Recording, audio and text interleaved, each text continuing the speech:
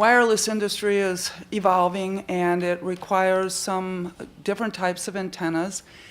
These are called small cell antennas, and the county executive held 5 public hearings to listen to the community, and what he heard was a lot of concern about, especially about the residential areas. But so what he thought he would do is to move forward with the commercial areas. And that's basically what this bill has done, especially as amended by the committee. We're under the threat of federal and state preemption.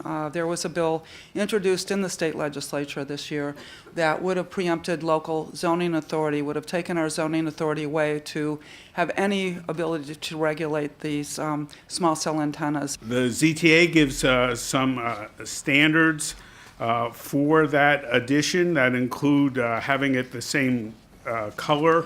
The committee added a provision that would have it in an enclosed canister as well.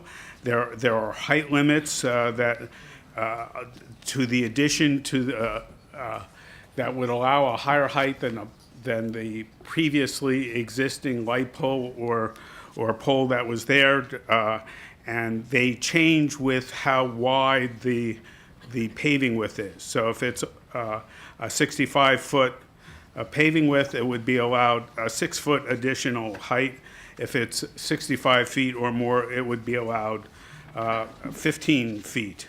And of course, there are requirements that place maximums on the size of the antenna and the size of the equipment. By design, we are also requiring that the equipment be placed at ground level, so you wouldn't have these flying boxes up in the air that are more visible. So it does a number of things on the design aspect. I would prefer, personally, to be able to represent this as only affecting commercial zones, and then for the protective elements in residential zones, as I said, I'll vote for that later. But if that's not what the body wants to do, if you want to adopt I concede that the language is protective. I understood that when I offered the motion in committee. Thank you. Let's proceed. I'll just say that, to my point, that if you put in a separate bill, as soon as you introduce a change, it's going to be perceived as a change. So I don't see where we escape the conundrum of changing things in the residential zone. This committee, I will say, has actually changed things for the better, and the administration's agreed to let us change things for the better. So he seems to have general harmony on a better outcome than what was there before. Good. I'll vote for this the way it is.